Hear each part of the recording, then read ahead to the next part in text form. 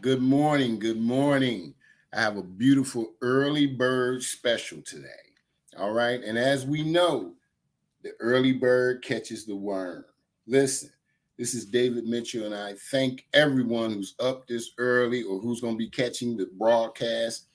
This is straight from the source. Will be broadcasted on YouTube, Facebook, Pinterest, as well as Twitter. We appreciate you. If you can't catch it this early, we understand, but you can catch Coach in this interview again at a later time. All right. Listen, without further ado, let me introduce my guest. My guest today is head men's basketball coach Leonard Epps.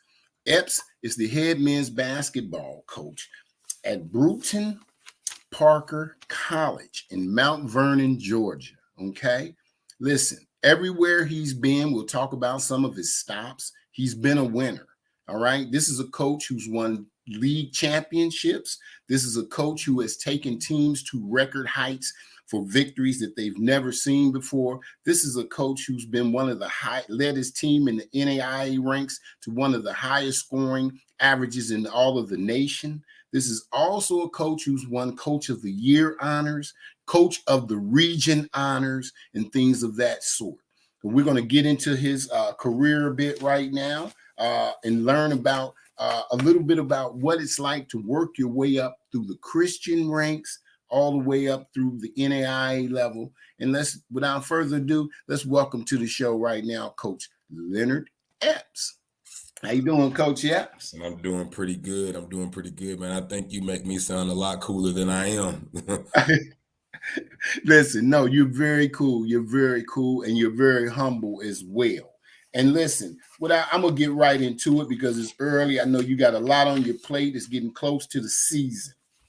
Listen, Tell me a little bit about yourself, as well as telling us a little bit about yourself. I know that you're a native of Louisville, Kentucky, and tell us a little bit about you're married to your wife, Rabea, and you have a son, Jaden, and you have a daughter, Malia, 7 and 9. Tell us a little bit about yourself and how you grew up, Coach. Yeah, well, as you said, I'm originally from Louisville, Kentucky. And I think when you're from the state of Kentucky, basketball is like religion. I mean, you grow up with basketball all year round. I think some states they do football and baseball and all kind of other sports, and we have those too. But basketball is religion. I mean, I think everybody knows that. Being from the state of Kentucky, that basketball is king. We don't have a professional team or anything like that, but our college teams.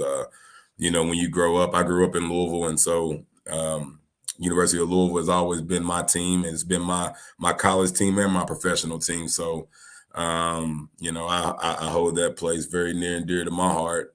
But kind of going from there, I started at Eastern Kentucky University, and I think I was a bit young-minded, and things didn't work out for me there, and so I had a chance to go up to York College in Nebraska and had my start there, and I played for Coach Delton Deal, who's one of my mentors, and he gave me an opportunity to get into the coaching game at York. I was very young and didn't really know what was going on, and I had a chance to play a little bit professionally over in Germany, where I played and I coached, and had a chance to do a little bit of ministry over there as well with those kids and the youth there, and then for some reason somebody felt like I needed to start a program from scratch. I don't know who I don't know who gave them that idea, but man, I went out to Montana, Yellowstone Christian College.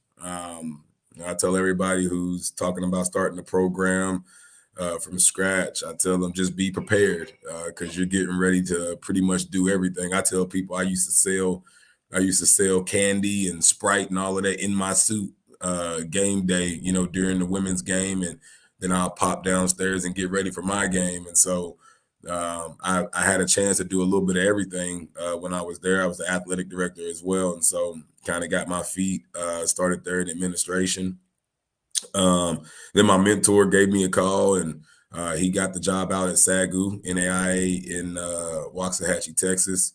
and wanted me to come out there and be his assistant. And so I did feel like I needed to, cut my chops a little bit more and, kind of get a little bit better X's and O's, Y's. And I went out there to Waxahachie for a couple of years. We had a lot of great success, won over 40 games in those 2 years, and, went to the NAIA national tournament and, won the league in the first year and that type of stuff. And, that was great experience. And then I go out to Arkansas and kind of rebuilt that program a little bit at Champion Christian, which was an awesome experience. We set a school record for wins and things of that nature, and we had a lot of success. And then I made my way to Georgia. Georgia's been great to me and my family. We really love Georgia. We started off in North Georgia up at Toccoa Falls College. We did a lot of great things. In our first year, we made it to the conference championship game, and we lost by a game-winning shot. I'll never forget that moment when we were supposed to be going to the national tournament, but we lost by a game-winning shot. I did receive Coach of the Year in that year, and that was exciting stuff. And I think God blessed me and my family to have the opportunity to come out here to Mount Vernon and be here at Brewton Parker and try to help build this program up and kind of sustain some of our players and try to get this thing on the right track. You mentioned my daughter and my son and my wife, and man, it's been such a blessing to have a wife that's willing to be a part of this basketball journey. She's got a tattoo of a basketball on her arm, and I think a lot of people go around, they ask her, "Did you hoop?" And she like, "Nah, I didn't hoop, but I'm married to the game." She's a part of this basketball journey, so she's all in. She's all in. My family's all in. My kids are part of practice. That's a part of my pitch, to be honest. When I'm recruiting kids, I'm telling them that this is a family. My kids are a part of the program. They're in practice. They're at the game. They're on the bus. They're pretty much doing all of that stuff. And that's who I am, man. I'm a family guy. Family's first, and that's kind of what we want to build our program around. And so both of my kids play sports. I want to make sure I mention that. My son is in football right now. My daughter's in soccer, but they hoopers, coach. They some hoopers. I know. We already talked. Go ahead and elaborate. Yeah, I already know, man. They they grew up on the court, and so training them and seeing them be with my team, and anytime I get a chance to coach them, man, that's something special. I think both of my kids are gonna have some type of future in basketball. They work hard. My son wants it. He wants. My daughter's got all the talent, all the ability. My son's talented too, but my son is a gym rat. He will be in there all day long, and if it's not me rebounding for him, getting shots, he wants to train. And now they've gotten to the competitive stage of playing one-on-one and all that type of stuff. So it's just cool to see them grow up in this basketball world and in this game. So I'm super excited to have my family a part of the program with me. Wow, man, I appreciate it. You highlighted every college that I had down in your extensive resume. And as we go through it and you look at it, I mean, from all the way, like you say, from Yellowstone Christian to York College, all the way through, I'm talking about Toccoa Falls, all the way now to Brewton over at Sagoo. When you look at, you had all of that success, right? I mean, Coach of the Year, you've done it all. You led a team 19-9 record, extensive scoring records. You've led a team last year was the best record they've had in school history. So for you moving on now here, it's almost like they're getting a coach, which automatically they know that improvement in the program. I mean, wherever they are in wins, we're looking now that Coach Leonard Epps is here for those wins to go up, because that's what your resume shows. Every stop, and I love having coaches on the program like you.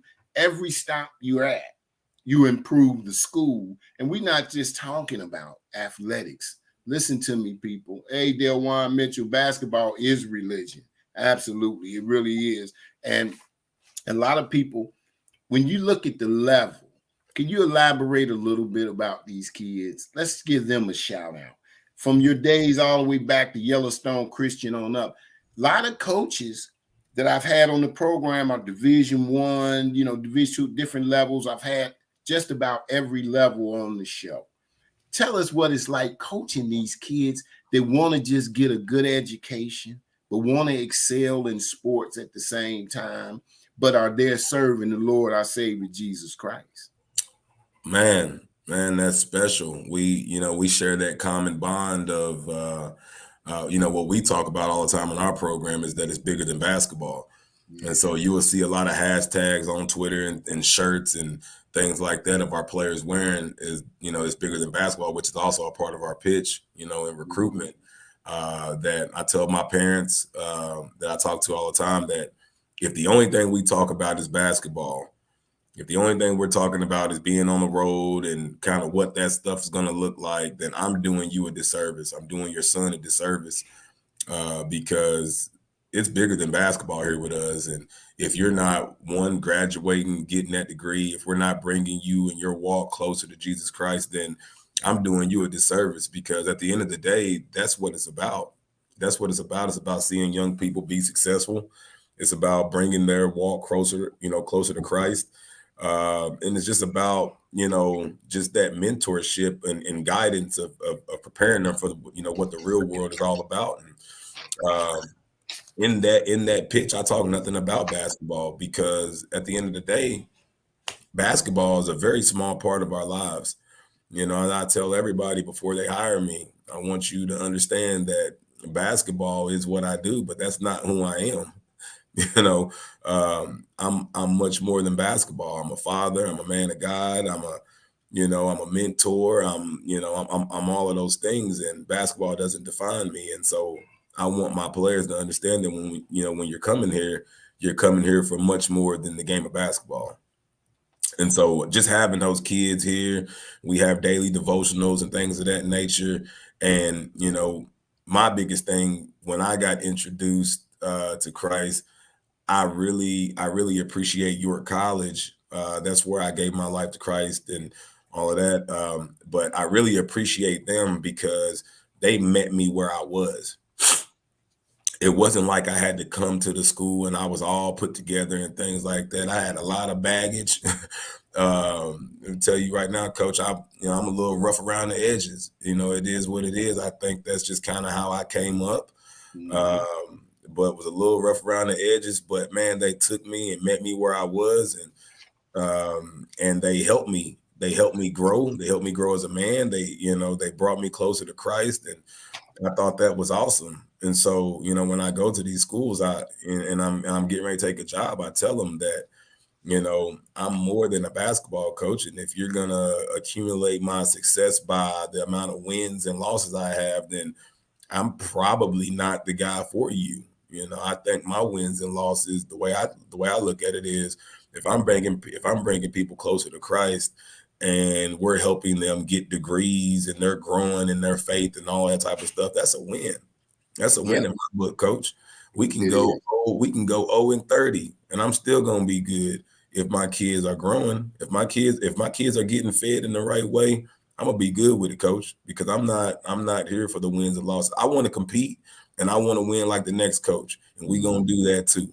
We go, we're gonna put some W's in the W column, but at the same time, Coach, that's not what it's all about. I think I'm blessed and fortunate to be able to have a mentor that kind of ingrained that, instilled that in me, that that's what we're doing it for. That's my ministry. That's the way that I can reach people through this game of basketball, is by, the basketball is the carrot, and we're pulling you in, and now we're getting ready to give you the meats and potatoes of the word. We getting ready. We got you. We got you, and so that's kind of how I look at things, Coach. And I love my players that buy into that when, through the recruiting process. And I love when I hear them after they graduate, they call me, they text me, and they tell me, Coach, man, everything that you were saying, man, it was true. It was real. And sometimes you don't get it. They don't get it when they play for you. But 5-7 years after, now that they got families of their own, and now that they got teams, I got players that are coaches now, and they're talking to their players about the same things that I talk to them. I think that's the win, coach. That's the win, because we plant seeds and we water them, and we just hope that they grow one day into being something that can change the next generation. And so that's my job. I think that's my gift while I'm here. Wow. Incredible story. Incredible story. When you changing lives, no matter how you look at it, because of the simple fact, as believers, we here to win souls anyway. That's what it's all about. And when you winning souls and you getting a good education at the same time, give you a little backdrop here, which you already know, but I'm gonna share it on the show anyway.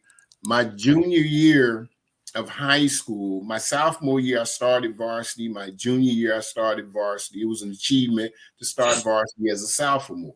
Started as sophomore, junior was all city and everything. They closed 5 schools in the city of Dayton, Ohio, abruptly. We had no warning. So we had to squander to, find some schools. And I ended up going to a school where I wasn't a good fit. And I couldn't believe it, because it was only 2 returning players, coach, that had made all city by the coaches that year. And I was one of them. And the other guy was at the school as well. The coach apparently did not like us. We were not a good fit. And we didn't know that he was the only coach that didn't vote for me and this gentleman who made all city. Only 2 juniors and 13 seniors had made it the prior year. So I go there and it didn't fit. I transfer over, and my Lord have mercy on my soul, because that was the blessing. I ended up at Temple Christian High School. And I ended up playing some of the same schools, but some of the smaller schools, Class A and Christian schools. And I had been playing at AA and AAA schools, but I was phenomenal. I was all state. I was player of the year in the state that year for Christian schools. I went down to Dayton, Tennessee, represented Ohio, played with all the All-Americans, made the All-American team, played with some phenomenal Christian and Catholic school talent from all over the country. And that was my introduction. They focused on grades and emphasized, brung my GPA levels up. It was loving environment. It was, it was praise the Lord, and you go into Bible study every day, and you got to keep a certain GPA. That environment. Tell them a little bit about that, what it's like down there when you become an All-American at the Christian and Catholic schools level, and you go out there to play in these tournaments, Coach. Yeah, well, I mean, you're around like-minded individuals and like-minded teams, and so when you compete, we competed in the NCCAA, and being a part of that, whenever you're going and you're getting together for tournaments and things of that nature, you have a chance to be around coaches that are like-minded. You got a chance for players to be around players that are at like-minded institutions and things of that nature. And so they embody pretty much the same type of principles. And so I think that's special, because at the end of the games and things of that nature, whenever you're coming together, the typical handshake line, you have that, but at the same time, we're gonna bring it down in the circle in the center court, and we're gonna make sure everything that we're gonna pray it out, and we're gonna make sure that everybody knows that we're doing this to glorify Christ.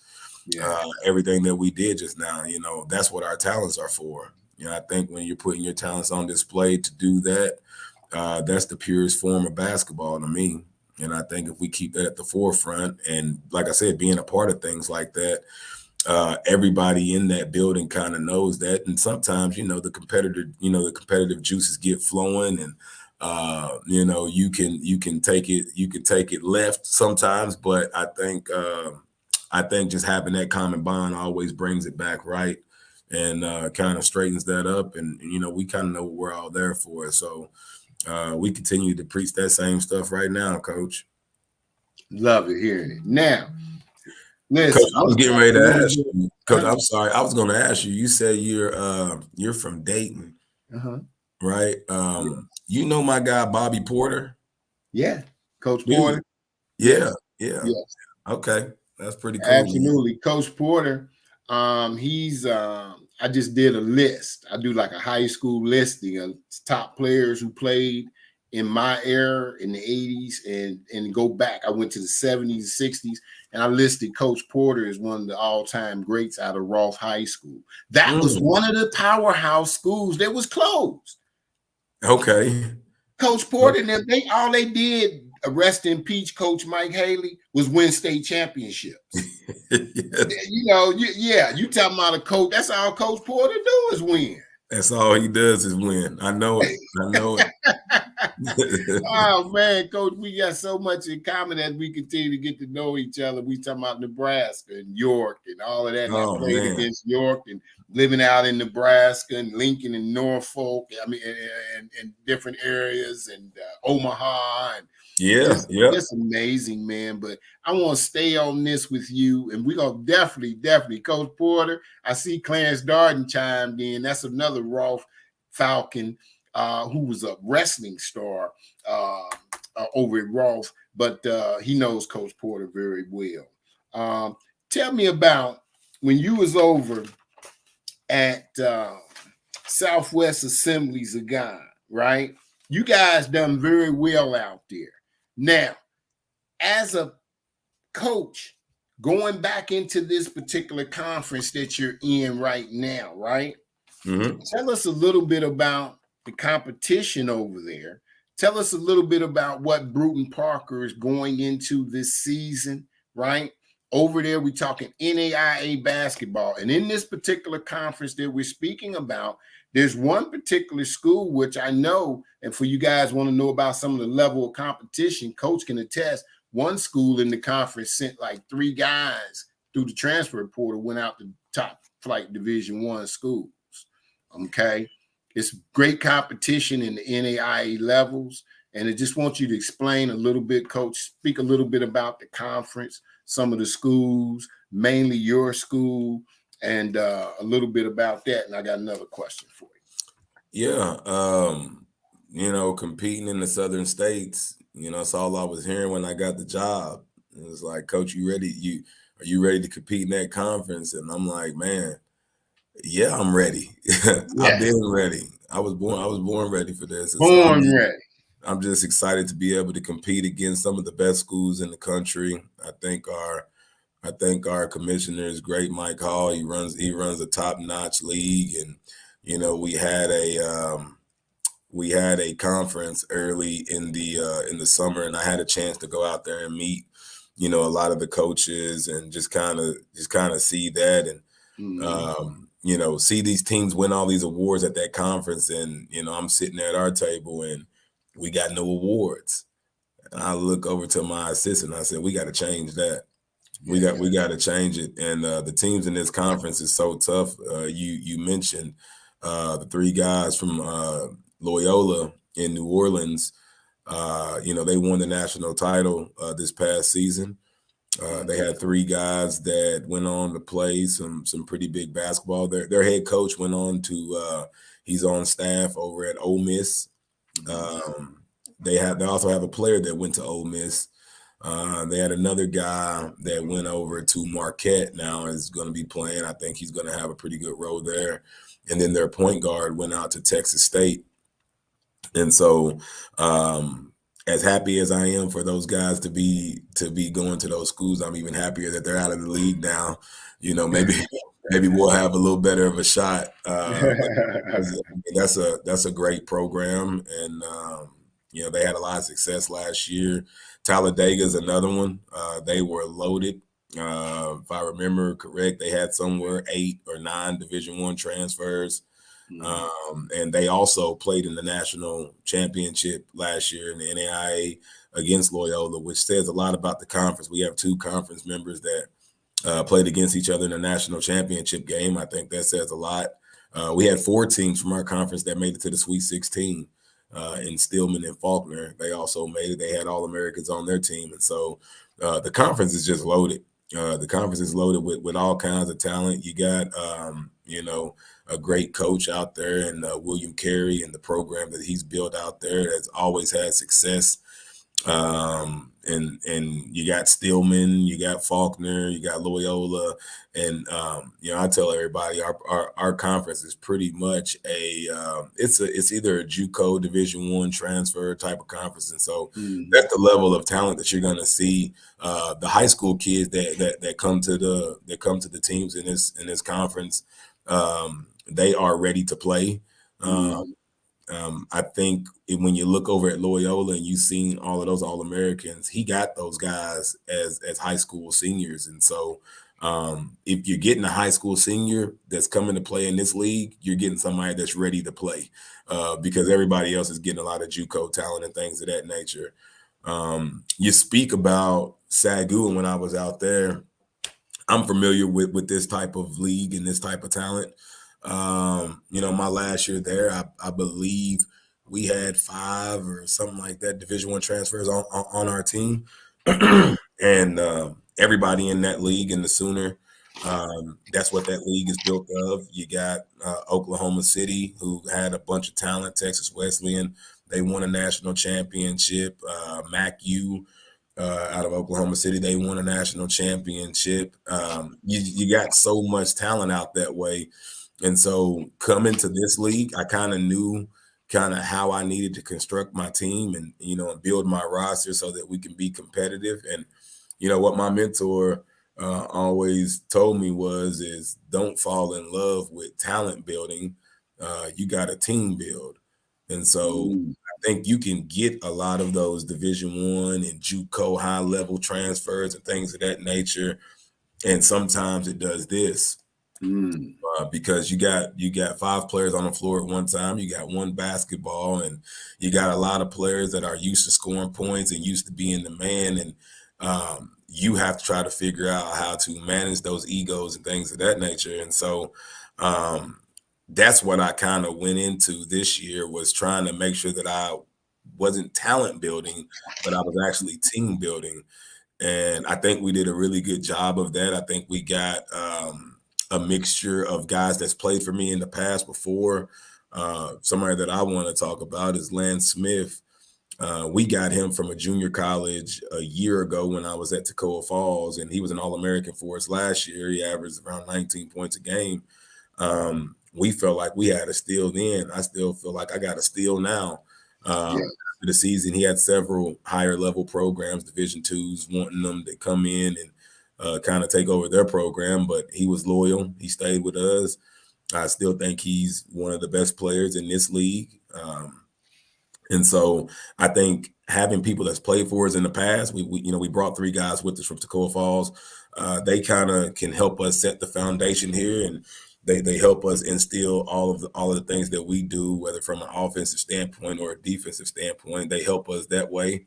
And then we have some returners that can kind of talk about what it's like being a part of the old, and talk about the change that's been going on around here, and talk about how our guys, the new guys, need to make sure that they appreciate kind of, what we're doing here as a staff.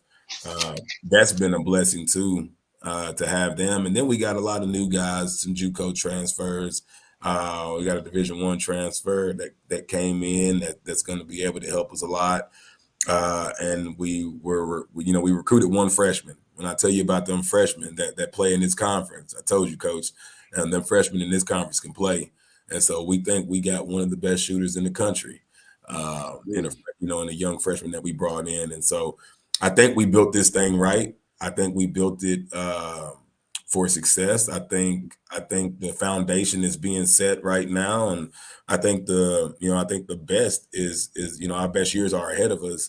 And so we have 1 or 2 seniors on the team, depending, that COVID year stuff. It gets a little fishy if they want to come back. But we got 1 or 2 seniors on the team, and those are both returners from last year. But everybody else, Coach, is young. We got a team full of sophomores and juniors, and so you'll see this same team, the product that we're going to put on the floor this year. You're going to see that same team for a couple of years. Okay. Listen, I want to elaborate a little bit on something that you spoke about. You made a great emphasis, Coach, that the freshmen that come into The league, they come in and they can play right away. What is your opinion as a coach on the transfer portal as it relates? This is, what I see. I see that the portal has hindered a lot of high school seniors who are having this ambition of playing at a Division I school, a Division II school, something maybe right away. It also, because of the portal, has stopped a lot of those high school kids from even getting recruited, because of some of these colleges are now just saying, I'd rather take someone who's played a year, at Brewton Park, or I take a kid who's played a year over here at Yellowstone Christian because he's got experience, and then I'll bring him up. We can coach him and develop him.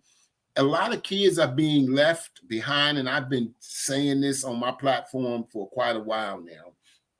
And you come over to a conference like the NAIA level, and you come over to a conference like yours.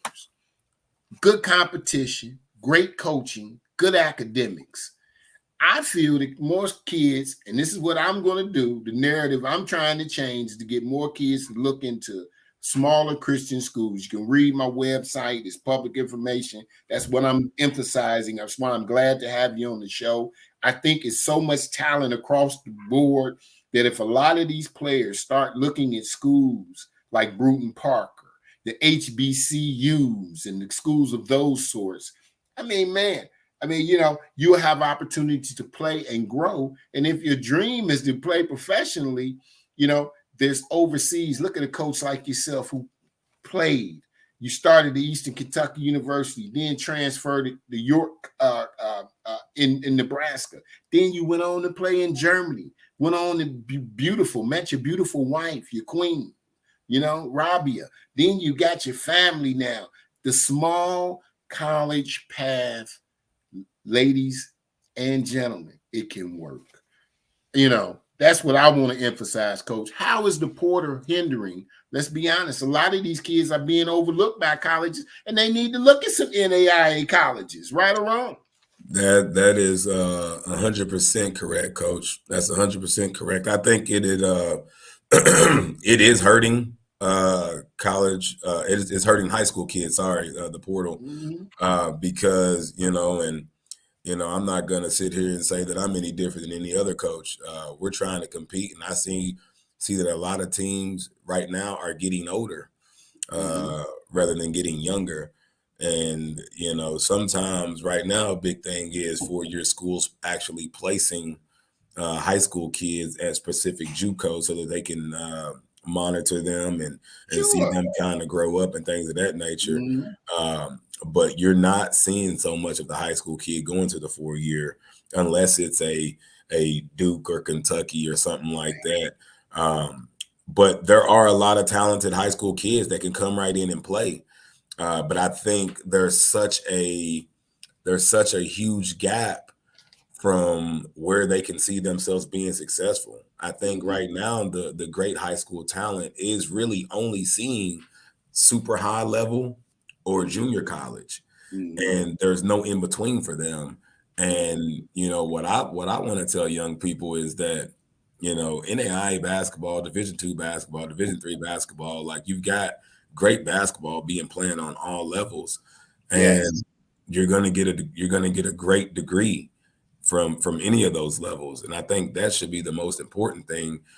And the portal, what's happening is that we are becoming, the NAIA and the Division IIs and even low majors, we're becoming almost like a farm system for the higher levels. And so when we're competing, they're taking our best players, and we're having to refill our rosters every single year because they're pretty much auditioning. And so on one side of things, you got some big schools that don't want to play smaller schools because the talent gap has shrunk and jobs may be at risk or whatever if they lose to a smaller school. And so they don't want to play for that reason. Some of them, they do want to play because they kind of want to see those players up close and personal, so that when those players get into the portal, they can kind of already have tabs on them and all that type of stuff. But Mm. we don't want to play some of the big schools because we don't want to expose some of our players to those environments and have those Division I programs or Division II programs come in and snatch our guys at the end of the season. And so it's kind of a round circle. And then that portal hits, and what you see is a lot of kids getting left in the portal. And Yes. they feel like the grass is always greener on the other side. And so I'm about to get in the portal and all this crazy stuff. And I'm like, man, you got to find a place. You got to find a home. You got to find a home somewhere that you're going to get fed, somewhere that a coach really values you. And I say that to high school kids all the time. And I recruit high school kids, coach. Yes. I think high school kids have a place in 4-year basketball because yes, I love the JUCO player, trust me, but as a college coach, I want a kid that's going to come in under my system, and that's less habits that I have to break. Yes. If you know anything about JUCO basketball, you can create a lot of bad habits in JUCO. I consider JUCO the pound. Love JUCO. Yes. They got a lot of dogs. I just went to a JUCO event this past weekend in Atlanta. A lot of dogs there.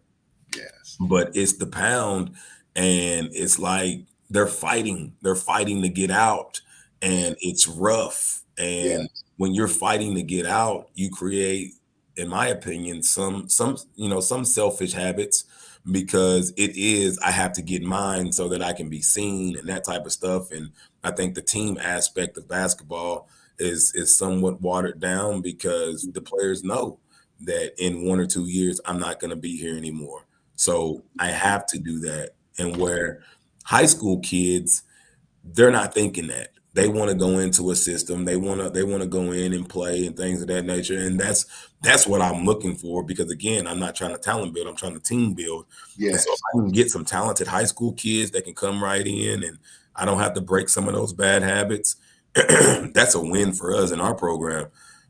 So for sure, I want to recruit high school talent. I think a lot of people still do, but I think we have to teach. We have to do a better job of college coaches to reach out to the high school coaches, and high school coaches to be reaching out to some of the smaller levels and actually explaining to the players that these are legit levels that you can go and play at Division II, Division III, NAIA, Mm-hmm. things, Mm-hmm. NCAA, places like that. You're going to play good basketball, and it's not just the teams that you see on TV every night. Absolutely. This is so exciting for me, Coach. It's just taking me back because listen out there, if you're coaching, if your kids playing the game, boys or girls, listen, I got coach number now, okay? Listen, there's an opportunity to play basketball out here at the NAIA level, okay? This is phenomenal basketball. And you're talking about academics as well. What's most important, first of all, we're going to always say get an education. It's something that's a foundation or something that you can hold on to. Okay, if you go to a Christian school, that's fine. But the most important thing is to get you an education. And if you want to play basketball, Coach, let's just be real. You can get recognized anywhere nowadays. Anywhere now. Everybody's streaming. You got a lot of the schools out here streaming now. We got all types of platforms going on.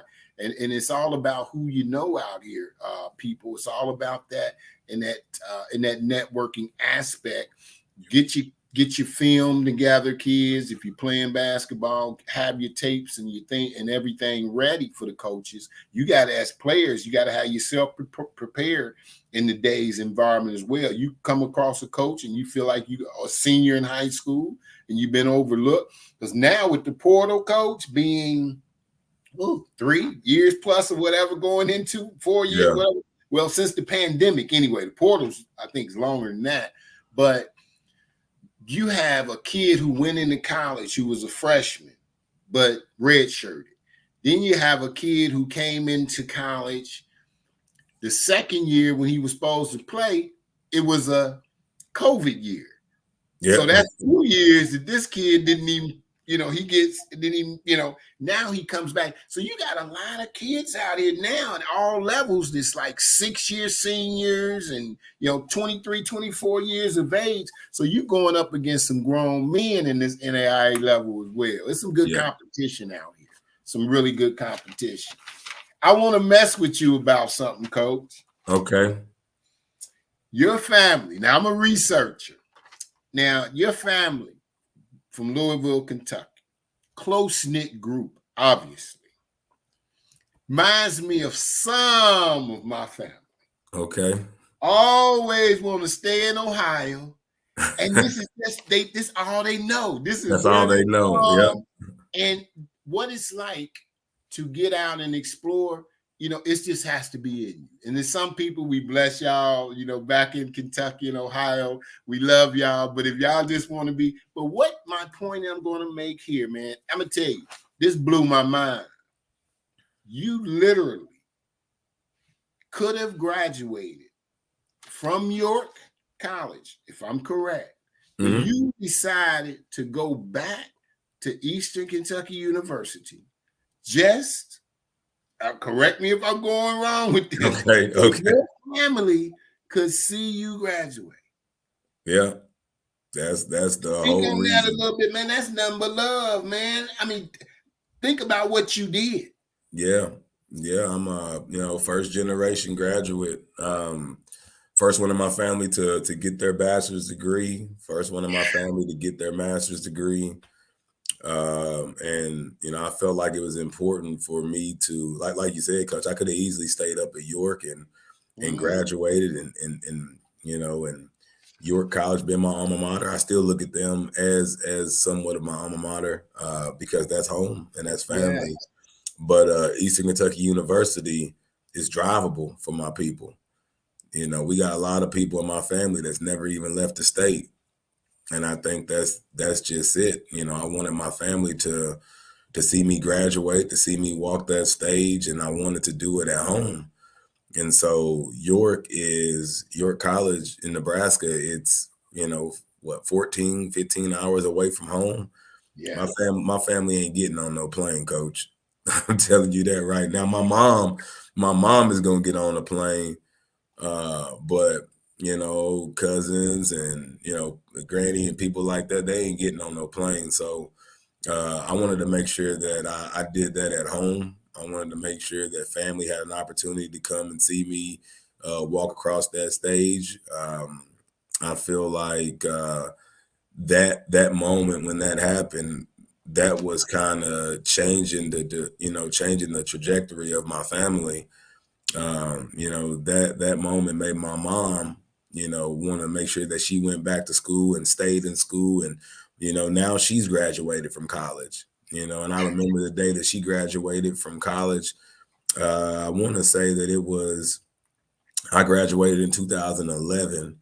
She graduated in 2015, something like that. And she told me, when she saw me do that, that kind of gave her the strength to make sure that she finished it, that she finished up.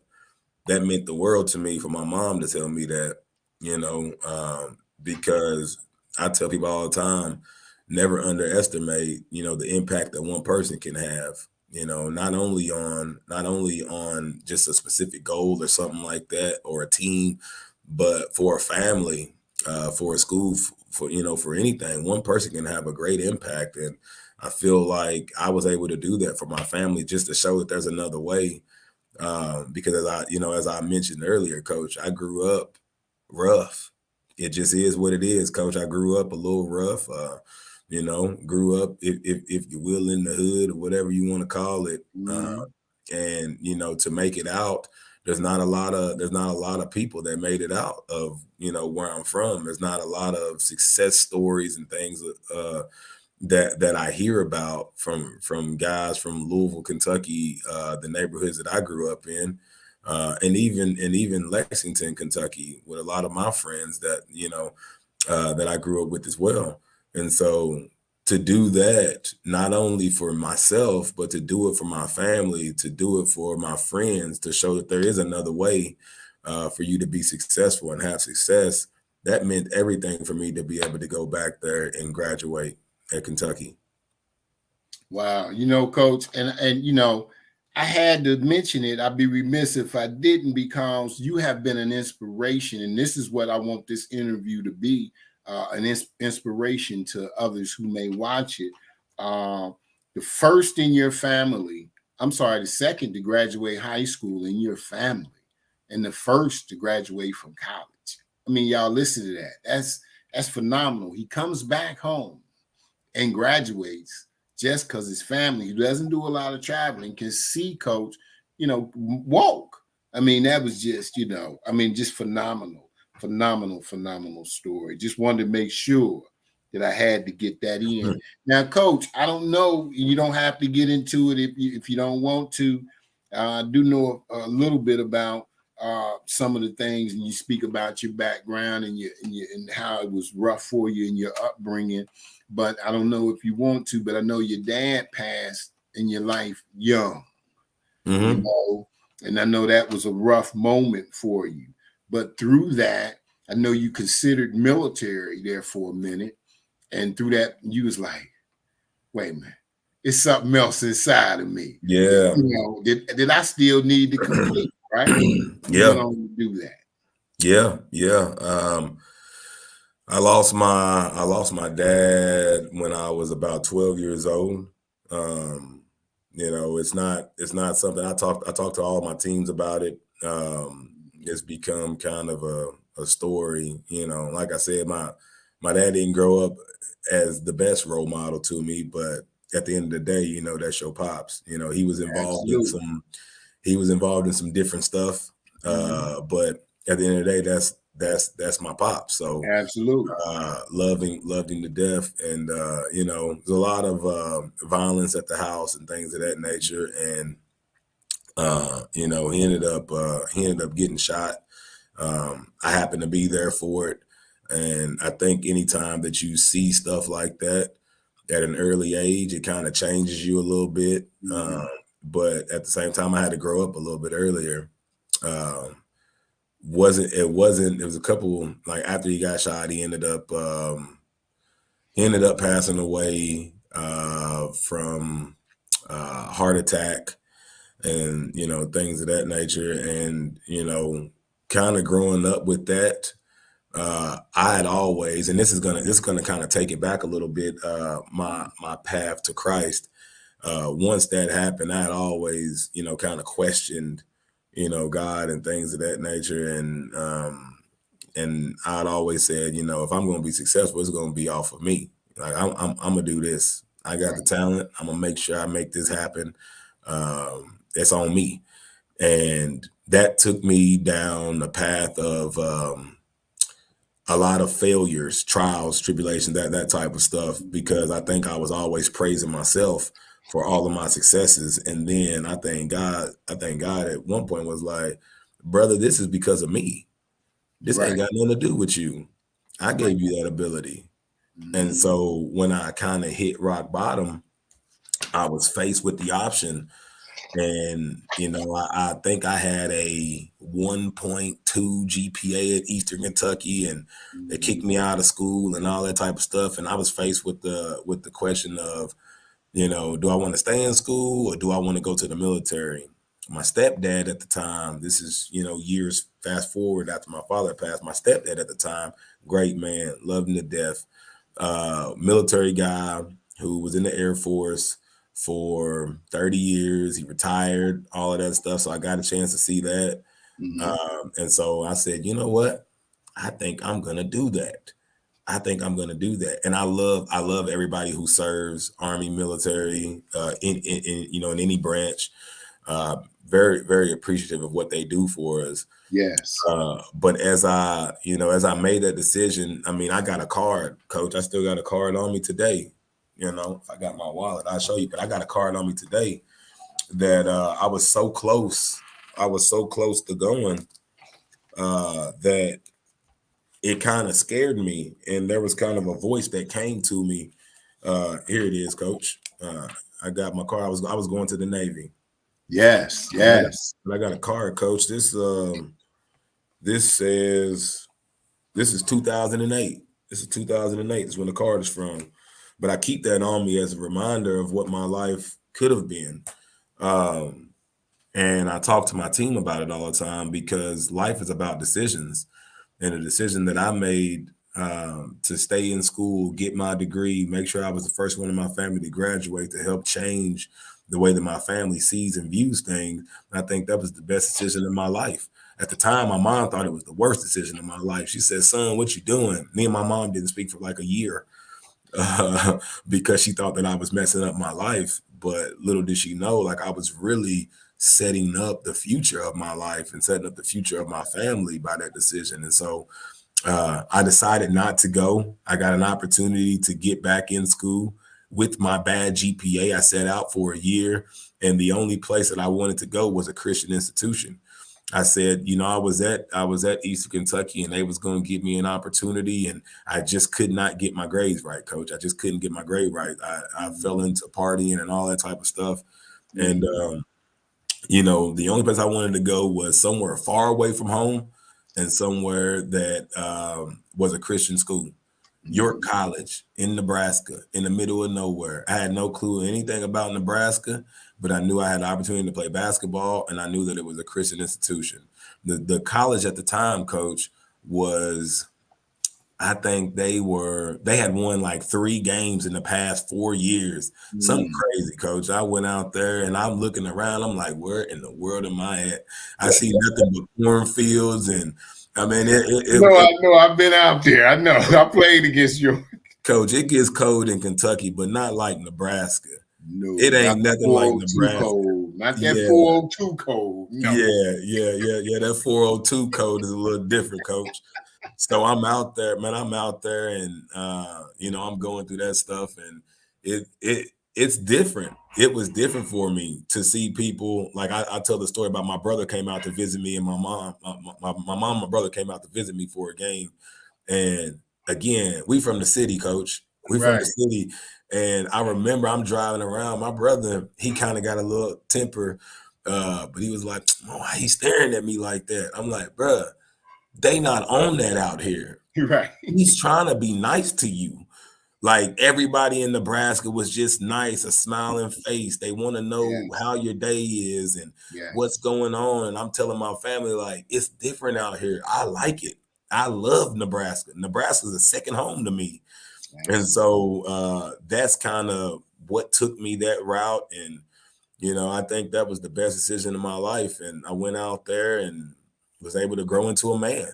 I think my coach Delton Deal, all the time, because even when I was still that rough dude. I made the decision to go out there. I was still rough. I quit the team. I think I was toxic to the team. I think I was selfish. I think all of this stuff. But that brother never gave up on me. Even when I quit, he allowed me to come back on the team. Even when I was you know, argumentative with him and other coaches, they worked with me and they allowed me to grow. And so that's the reason why I appreciate them so much. He was the person that gave me my first job. I told our teams back then, I was like, I have no clue why this brother hired me. I was his worst player, attitude wise. And he's always talking about character this and character that. I was like, Coach, my character sucked, but you gave me a job. You gave me an opportunity, and I wouldn't be where I am today without him. So I'm very appreciative of everybody at York because they helped me grow from a boy to a man. Real talk, Coach. They really helped me. Yeah, man. And you know, I feel the same way about my experience in junior college ranks out there in Nebraska. Once you've experienced it, and it's something that you never forget, it becomes like a second home to you. And it's the same way for me. I'm going to send this video out also to a few of my friends out in Nebraska personally so they can catch up with this, so to bring back some great memories. And then also, I'm going to send this also to former NBA coach Butch Beard.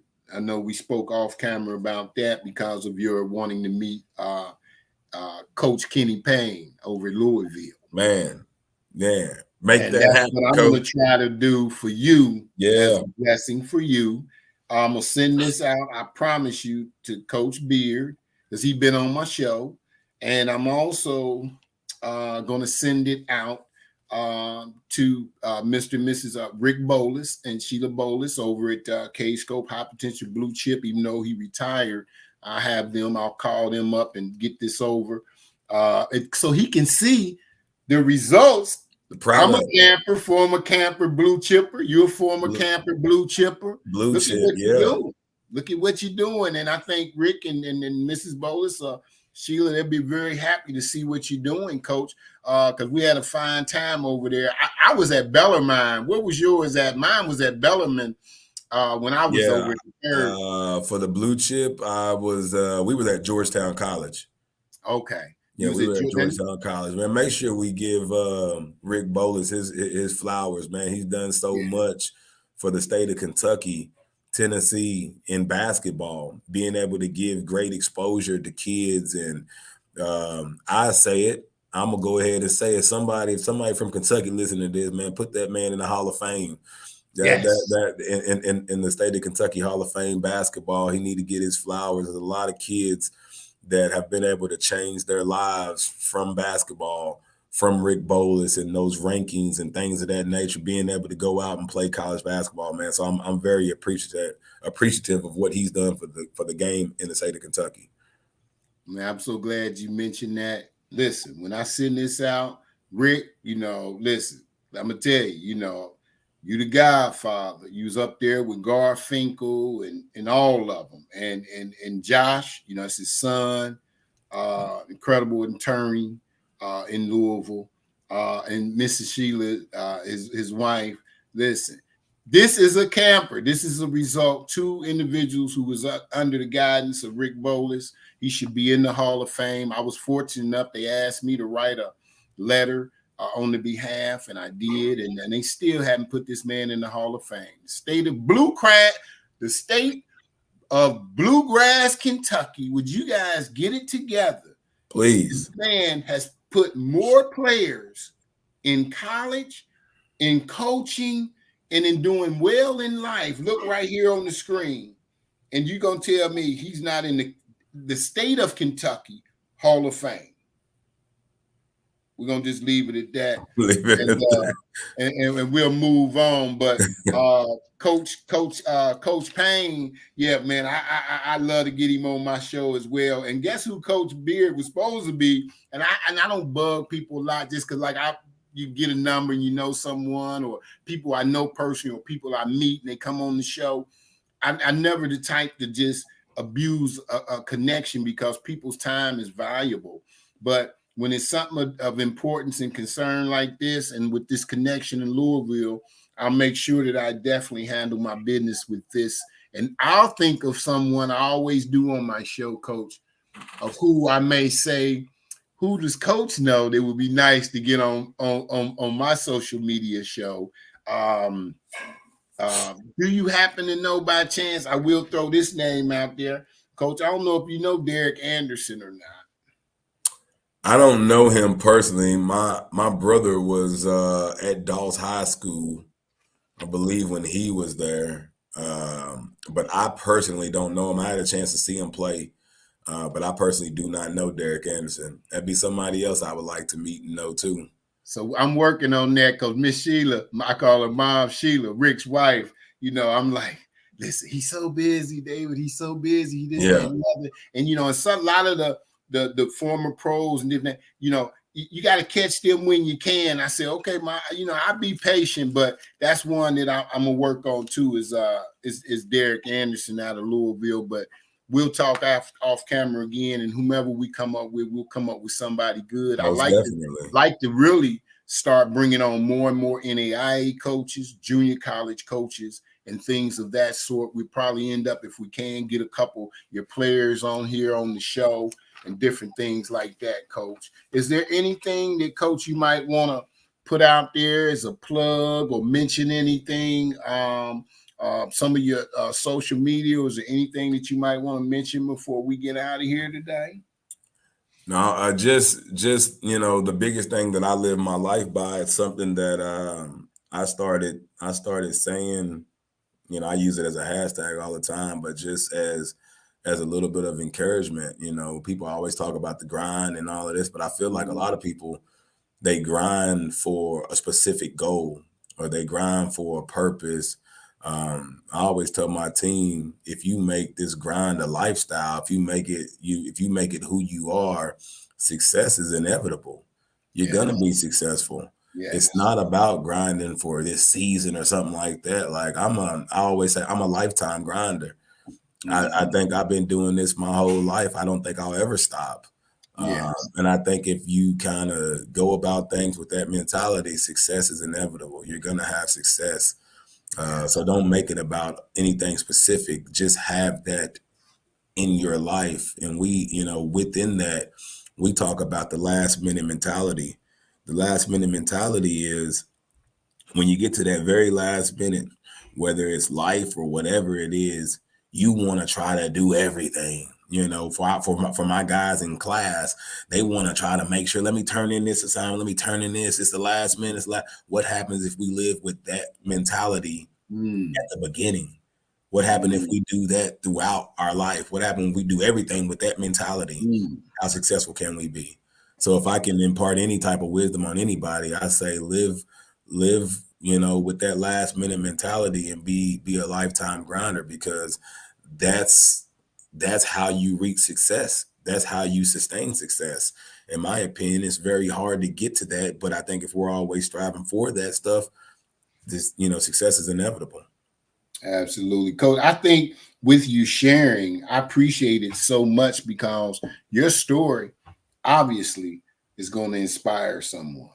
Obviously, it's going to inspire others. And because when you see the depths of the lows that you've been at, but now you look at the depths of the highs that you're at. I mean, it's just incredible at what God is doing in your life. I'd rather have someone that's transparent and just keeping it real like yourself on the show than somebody's on here to just, all they want to talk about is basketball. It's a whole lot more to life than just basketball. Okay. And this is really interesting where a person can go through these things and you see how coaches persevere. And he's a winning coach, but he's also winning outside of basketball. He's winning in with God. He's winning in his marriage. He's winning in his as a father to his kids and service in the community to others. Uh, I just think it's phenomenal. And I got one thing I want to do. I got a quick commercial plug for myself here. And after this commercial plug, I got one more closing thing for Coach, y'all. This just, hey, look, might have to hold a tear back for this one. This, y'all know, this is, oh man, I keep it real, man. This is interesting for me as I come out of a Christian school, my senior year. It was 1 year that was phenomenal. And then I go to Liberty University. I went to a private school. But let's give this commercial here. This is for the Sweetheart Mitchell collection. For those that may be listening or do not know, me and my wife own a health and wellness business. We're online. We ship all over the country and all throughout the United States. We are the Sweetheart Mitchell collection. And you can go to www.sweetheartmitchellcollection.com. Again, that's www.sweetheart, like a sweetheart, mitchellcollection.com. And let me tell you, we can be reached at 757-797-0808. Again, 757-797-0808. What we have is sea moss, Coach.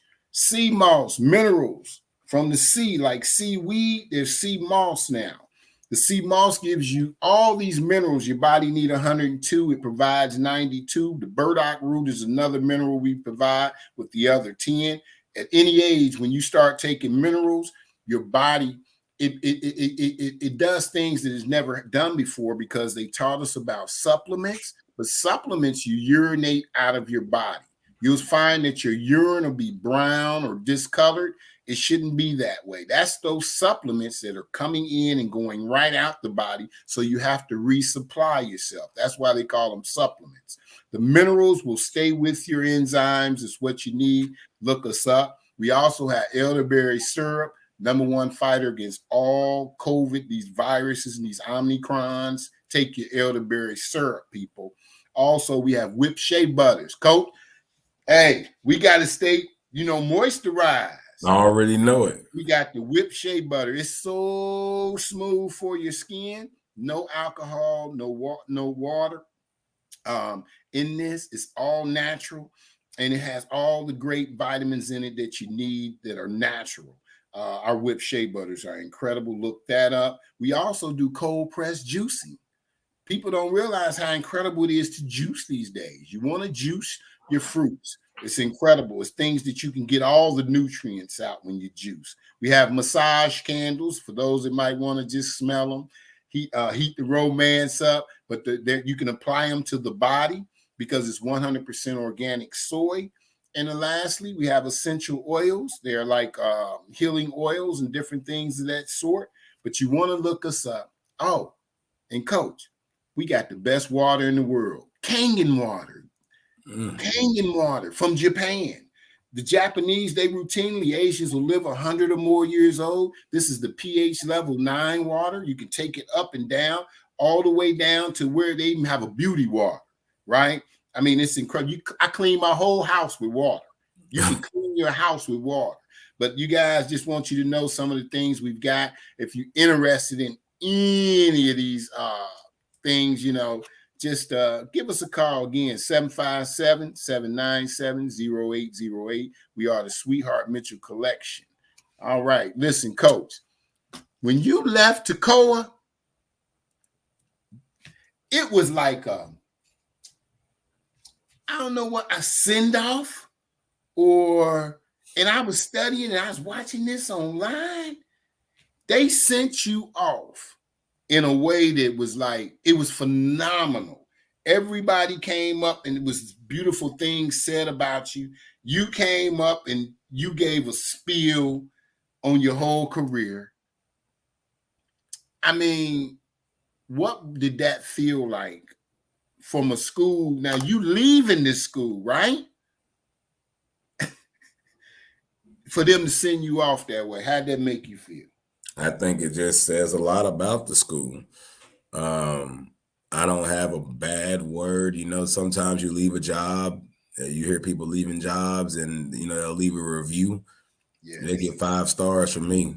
I think I don't have a bad word to say about Toccoa Falls. I helped them with the hiring of their new coach. And so that was a blessing for me. I always feel like, blessed people bless people.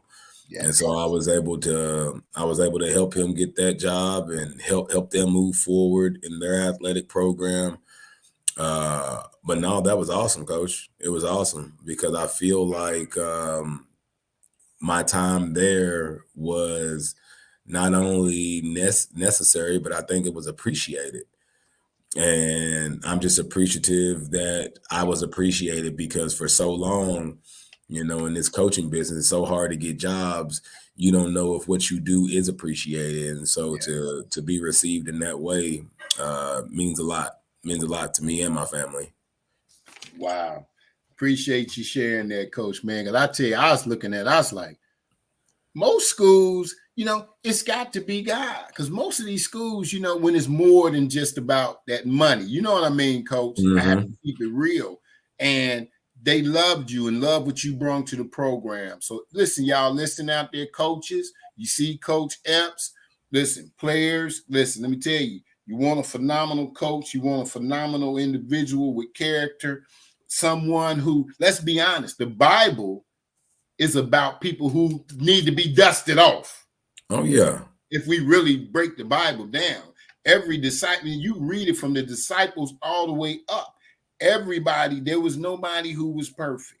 And they went through so many things biblically. And I think sometime in the world, we look at it, we like judging so many people out here. Like, listen, we have to keep it real. Everybody in the Bible been tarnished and come from stuff that you got to dust off. That's why we're walking through pushing sin back and temptation each and every day out here. We have to stay focused and keep our mind on the Most High God, our Lord and Savior, Jesus Christ, whatever someone individually believes in. Keep your spiritual growth up. Keep that up because that is what's going to lead you. And I just think this is going to be such an inspiration for everyone who listens to this. Coach, we appreciate you being on the show. You know, listen, shout out to his wifey again, y'all, because Coach cannot do it as a king alone. Behind every good king is a beautiful queen, and Mrs. Rabia Epps has been there in supporting of Coach through all of this. Shout out to Malia, incredible young talent. Shout out to young Jaden, incredible young talent. Uncle Dave will be watching y'all. Okay. And, you know, I just want to just say, man, I appreciate you being here. You know, we're going to always stay in touch. And if I can be of any help sending talent either from Georgia or out this way in the Hampton Roads area. I'm out here with so much talent right now from the Boo Williams Sportsplex out here in talent rich Hampton Roads, you know, area out here. A lot of phenomenal talent, and going to do everything we can to spread the word about these Christian schools, the NAIA level, junior college level, and different things like that, because those are the kids and these seniors that's being passed by. Listen, out here, you got seniors who didn't complete it. What's this, 2020, 2022? You got kids who came out in 2020 still trying to find their way and their path out here in life on their basketball journeys. So we want to help those kids, Coach, and do all we can, man. I appreciate you being here. Shout out to Louisville, Kentucky, and the Epps family back home. Always much love. Always. And, oh, yeah, always. And we appreciate you being here, Coach, and we'll be in touch with you soon. Thanks, everybody. Appreciate it, Coach. Straight from the source. You know you can catch this broadcast again, Facebook, YouTube, and Twitter at your convenience. Y'all have a wonderful evening. Enjoy the rest of your day. Good luck, Coach. Talk to you soon. All right. Appreciate it, Coach. All right. Peace. Bye-bye.